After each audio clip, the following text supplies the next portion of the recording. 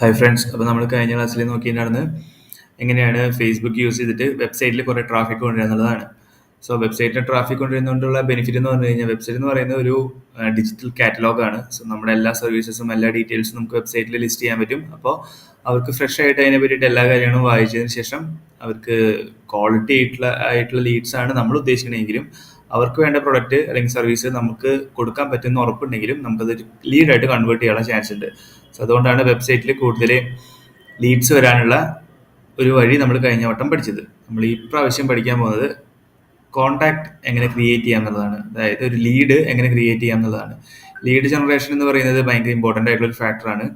എന്താ വെച്ചാൽ ഒരുപാട് കസ്റ്റമേഴ്സിന്റെ ഡാറ്റ നമുക്ക് കളക്ട് ചെയ്യാൻ പറ്റും. ഒരു ഡാറ്റാബേസ് തന്നെ ക്രിയേറ്റ് ചെയ്യാം, റീടാർഗറ്റ് ചെയ്യാനും നമുക്കത് ഉപയോഗിക്കാൻ പറ്റും. ഓക്കെ, സോ നമ്മൾ അഗെയിൻ ആഡ്സ് എടുത്തു. ആഡ്സിൽ ക്രിയേറ്റ് ആഡ് എന്ന് പറയുന്ന ഒരു ഓപ്ഷൻ എടുത്തു. അതിൽ ഏറ്റവും ലാസ്റ്റ് ആണ് നമ്മുടെ ഗെറ്റിംഗ് മോർ ലീഡ്സ് എന്ന് പറയുന്ന ഓപ്ഷൻ എടുക്കുന്നത്. സോ ഗെറ്റിംഗ് മോർ ലീഡ്സ് എന്ന് പറയുന്ന ഓപ്ഷൻ ക്ലിക്ക് ചെയ്തു.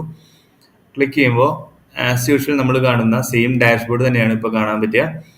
എല്ലാ ഡീറ്റെയിൽസും അടങ്ങിയിട്ടുള്ള ഇങ്ങനെ കോമൺ ആയിട്ട് മെസ്സേജസിനും കോഡിനും എല്ലാത്തിനുള്ള അതേ ഡാഷ്ബോർഡ് തന്നെയാണ് കാണാൻ പറ്റുക.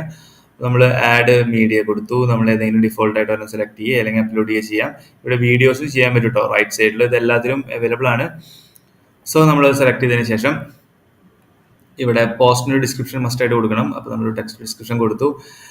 ഡിഫോൾട്ട് ആയിട്ടുള്ളതാണ് അടുത്ത്. പിന്നെ നമ്മളിവിടെ അഡ്മിഷൻ ഓപ്പൺ എന്ന് പറഞ്ഞിട്ട് ഇവിടെ രണ്ടാമതുള്ള ഹെഡ്ലൈൻ കൊടുത്തു. ഇത് കഴിഞ്ഞ് ബട്ടൺ നമുക്ക് സെലക്ട് ചെയ്യാം. ഇവിടെ learn more, get quote, sign up, subscribe, അങ്ങനെ ഇഷ്ടം പോലെ ബട്ടൺസ് ഉണ്ട്. നമുക്ക് പുതിയത് ക്രിയേറ്റ് ചെയ്യണമെങ്കിലും ആഡ് മാനേജറിൽ പോയിട്ട് ക്രിയേറ്റ് ചെയ്യാൻ പറ്റും. നോക്കിയാൽ കോൺടാക്ട് ഫോം ഡിഫോൾട്ട് ആയിട്ട് സെലക്ട് ചെയ്തെടുക്കുന്നത് സ്റ്റുഡൻറ് ഓറിയന്റഡ് പറഞ്ഞിട്ടുള്ള ഒരു ഫോമാണ് സെലക്ട് ചെയ്തെടുക്കണേ. നമുക്ക് വേണമെങ്കിൽ പുതിയ ഒരു ഫോം ക്രിയേറ്റ് ചെയ്യാൻ പറ്റും. സോ ഇവിടെ ക്രിയേറ്റ് ഫോം എന്ന് പറയുന്ന ഒരു ബട്ടൺ ഉണ്ട്. അത് ക്ലിക്ക് ചെയ്ത് കഴിഞ്ഞാൽ നമുക്ക് ആദ്യം വേണ്ടത് ഫോമിന്റെ പേരാണ്. ഫോമിന്റെ പേരായിട്ട് ഇപ്പോൾ ബിസ്പേജ് ട്രെയിനിങ് എന്ന് പറഞ്ഞിട്ടൊരു പേര് കൊടുത്തു. നമുക്ക് കസ്റ്റമൈസ് ചെയ്യാൻ പറ്റും ഈ ടെക്സ്റ്റിനെ. അത് ഓപ്ഷനിലാണ്, വേണമെങ്കിൽ കൊടുത്താൽ മതി, ഇല്ലെങ്കിൽ ആവശ്യമില്ല. ഞാൻ എന്തായാലും കസ്റ്റമൈസ് എന്ന് പറഞ്ഞിട്ടുള്ള ഓപ്ഷൻ കൊടുക്കുകയാണ് നിങ്ങൾക്ക് കുറച്ചുകൂടി ഈസി ആയിട്ട് മനസ്സിലാക്കാൻ വേണ്ടി. ഈ ഒരു ഓപ്ഷൻ കൊടുത്തു കഴിഞ്ഞാൽ കുറച്ചുകൂടി ബ്രാൻഡിങ് റിലേറ്റഡ് ആയിട്ട് നമുക്ക് നമ്മുടെ ഫോമിനെ യൂസ് ചെയ്യാൻ പറ്റും.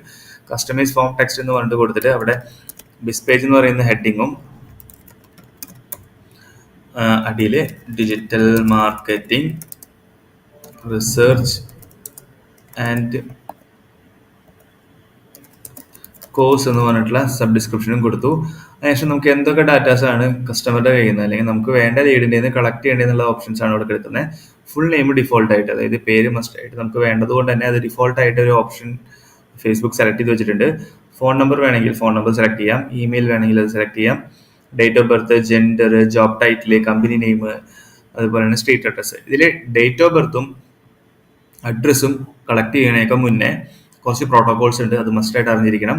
യൂറോപ്യൻ യൂണിയൻ എന്ന് പറയുന്ന സ്ഥലത്ത് നമ്മൾ അഡ്രസ്സും അതുപോലെ തന്നെ അവരുടെ ഡേറ്റ് ഓഫ് ബർത്തും ചോദിക്കുകയാണെങ്കിൽ അതിൻ്റെതായിട്ടുള്ള ഡോക്യുമെന്റ്സ് നമ്മൾ സബ്മിറ്റ് ചെയ്യണം. നമ്മൾ ഓതറൈസ്ഡ് ആയിട്ടുള്ള പീപ്പിൾ ആണ് ഈ ഡാറ്റ കളക്ട് ചെയ്യാനുള്ളത് എന്നുള്ളതിന്റെ ഡോക്യുമെന്റ്സ് സബ്മിറ്റ് ചെയ്യണം. അതുപോലെ സിംഗപ്പൂരിൽ നമ്മൾ ഇതേപോലെ മെറ്റയുടെ എന്ത് ക്യാമ്പയിൻസ് നടത്തണമെങ്കിലും അവിടെ രജിസ്റ്റേർഡ് ആയിട്ടുള്ള കമ്പനിക്ക് മാത്രമാണ് അത് ചെയ്യാൻ പറ്റുള്ളൂ.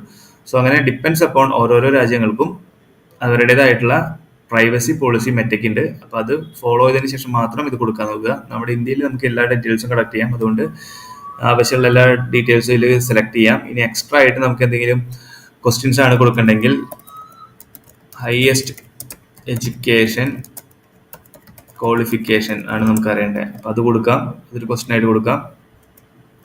ഇനി do you have any previous digital marketing experience എന്ന് പറഞ്ഞിട്ട് വേണമെങ്കിൽ അങ്ങനെയും കൊടുക്കാം. അങ്ങനെ എത്ര ക്വസ്റ്റ്യൻസ് വേണോ അത്ര ക്വസ്റ്റ്യൻസും കൊടുക്കാം. പിന്നെ നമ്മൾ ഫോം യൂസ് ചെയ്യുന്ന ലാംഗ്വേജ് ഏതാണെന്നുള്ളത് ഡിക്ലെയർ ചെയ്യണം.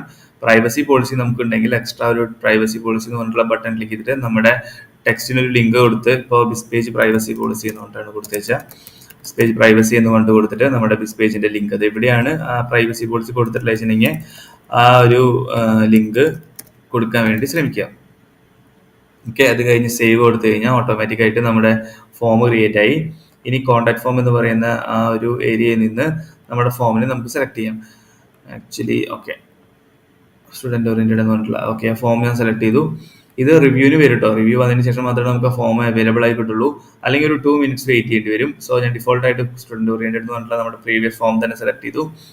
ബാക്കി എല്ലാ ഓപ്ഷൻസും ആസ് യൂഷ്വൽ നമ്മൾ ഇതുവരെ ചെയ്തിട്ടുള്ള ആ ഒരു ഗോള് സെറ്റ് ചെയ്ത പോലെ തന്നെയാണ് ഇതിനുള്ളത്. നമുക്ക് ഏത് ഓപ്ഷൻസ് വേണമെങ്കിൽ സെലക്ട് ചെയ്യാൻ പറ്റും. പിന്നെ start date, end date, budget allocation. ബാക്കി എല്ലാ ക്യാമ്പയിൻസിനെ വെച്ചിട്ട് ലീഡ്സിന് എപ്പോഴും കുറച്ച് പൈസ കൂടുതലാണ് ഉണ്ടാവുക. ബാക്കി എല്ലാ ക്യാമ്പയിൻസും സ്റ്റാർട്ട് ചെയ്യാൻ 117 രൂപയ്ക്കാണെങ്കിൽ ഇവിടെ ലീഡ്സ് സ്റ്റാർട്ട് ചെയ്യുന്നത് 267 രൂപയ്ക്കാണ്. സോ ലീഡിന് വേണ്ടി നമ്മളൊരു ക്യാമ്പയിൻ സ്റ്റാർട്ട് ചെയ്യണമെങ്കിൽ അതിന് പൈസ കുറച്ചും കൂടി കൂടുതൽ ഇൻവെസ്റ്റ് ചെയ്യാൻ വേണ്ടി ശ്രമിക്കണം. ഞാൻ ഇതിനെ പറ്റിയിട്ട് ഡീറ്റെയിൽ ആയിട്ട് അടുത്തൊരു ക്ലാസ്സിൽ പറയുന്നുണ്ട്, ഈ ഓഡിയൻസ് സെറ്റിങ്ങും അതേപോലെ ബഡ്ജറ്റ് ലൊക്കേഷനും ഒക്കെ.